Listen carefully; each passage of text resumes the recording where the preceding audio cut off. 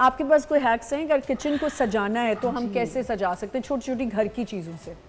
मेरा पहला हैक तो यही है कि जैसे हमारे ओवन्स हैं, हमारे फ्रिज हैं और डिफरेंट हम लोग यूज़ कर रहे होते हैं इलेक्ट्रॉनिक्स, तो मैं मोस्टली ना उनको कवर करके रखती हूँ। उसमें ये होता है कि आपके पास डस्ट नहीं आएगी जी। आपकी अगर इस तरह से कुछ होता भी है तो वो कवर आप वॉश कर लेते हैं जी। तो वो बड़ा नीट एंड क्लीन लगता है, आपको बहुत अच्छा लगता है। उसी के साथ मैचिंग मैंने ऐसे विंडो के ऊपर एक कर्टन अपना कर लिया, ठीक है, किचन का।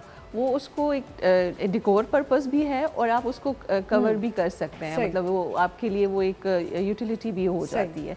तो मेरा जो किचन है वो बेसिकली इस तरह से है कि मैं चीज़ों को हैंडी रखती हूँ। ठीक है, एक साइड पे मैंने ग्रोसरी इस तरह रखी हुई है कि वो 1 2 3 इस तरह से लेबलिंग है प्रॉपर कि मेरा बहुत थोड़ा टाइम होता है जिसमें मैंने किचन जाना है, because I am a working person, मेरा बिजनेस भी है और बच्चे भी हैं, तो उनके लिए ही मेरा ये होता है कि जब भी प्रिपेयर करना है तो वो तेज़ी से हो जाए। बिल्कुल ऑर्गेनाइज। एक हेल्पिंग हैंड है मेरे पास किचन में, वो प्रिपेयर कर देते हैं, कटिंग वगैरह बाकी सब एक और हेल्पिंग हैंड है हस्बैंड। हाँ।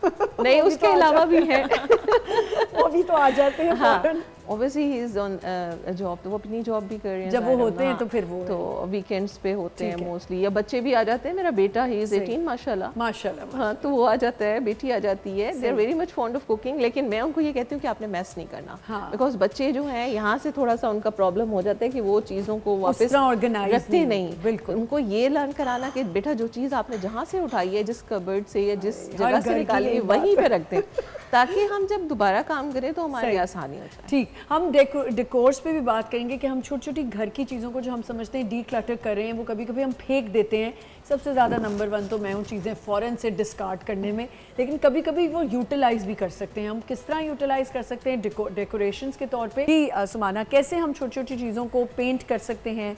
मैं चूँकि मेटल आर्टिस्ट हूँ तो मैं मेटल से रिलेटेड ही बताऊंगी। अब जैसे मेरे पास वुडन ट्रेज किसी ने गिफ्ट की थी, ठीक है, तो उनका पेंट वगैरह ख़राब हो गया था, वो थोड़ी ओल्ड लुक देना शुरू हो गई थी, तो मैंने अपनी मेटल शीट को ही यूटिलाइज करके उनके ऊपर पेस्टिंग करके उनको मैंने रीन्यू कर लिया। तो अब ये कोई इतना कॉस्टली प्रोडक्ट्स नहीं होते और या इतना मटीरियल इस तरह कॉस्टली नहीं है कि आप उसको यूज़ ना कर सकें, तो आप सिंपल चीज़ों को रिसाइकल कर सकते हैं अपने घर को ज़्यादा उसके एम्बियंस को अच्छा करने के लिए, उसकी क्या कहते हैं डेकोरेशन के लिए। तो मैंने इस तरह से अपनी अच्छा, ये जो अगर एक ले मैन के उसमें पूछूं, अगर कोई बच्चियां देख रही हैं, घर में किसी ने करना है, किसी का होता है ना कि कोई कम जगह होती है, कॉम्पैक्ट सी होती है, उसमें आपने कुछ ये पेंट्स आपको अवेलेबल हो जाते हैं? ये गोल्डन स्प्रेज हैं या क्या है? इट्स नॉट पेंट और इट्स नॉट स्प्रे, ये तो शीट है और इसका कलर ही यही है। ठीक है, ये सिल्वर एंड गोल्डन कलर्स में हमारे पास आता है, इसी तरह मटेरियल है इसका और ये हम लेके कर सकते हैं। लेकिन जो इसमें ये डिजाइनिंग हुई है ये बेसिकली हम टूल्स के साथ करते हैं। जैसे पेंसिल्स होती हैं तो उनकी टिप्स होती हैं, इसी तरह हमारे टूल्स की टिप्स होती हैं और उससे हम रब करते हैं तो ये शीट एम्बॉस होना शुरू हो जाती है। सही, एम्बॉसिंग को हमने फर्म करना होता है एडहेसिव के साथ और फिर हम उसको बेसिस के साथ जो है वो स्टिक करते हैं।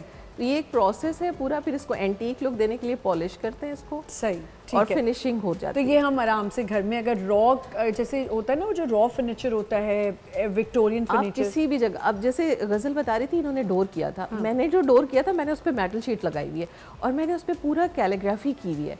मैंने सूरह इखलास लिखी हुई है, मेरा जो कंसोल टेबल है उसके अंदर भी सूरह इखलास लिखी है, सूरह कौसर लिखी है। अच्छा, मतलब मैं कैलीग्राफर हूँ तो मेटल पे कैलीग्राफी करती हैं। बिल्कुल। और दूसरा ये मैं बताना चाहूँगी कि मैं सिखाती भी हूँ, मेरा लर्निंग प्लेटफॉर्म भी है, लर्निंग प्लेटफॉर्म।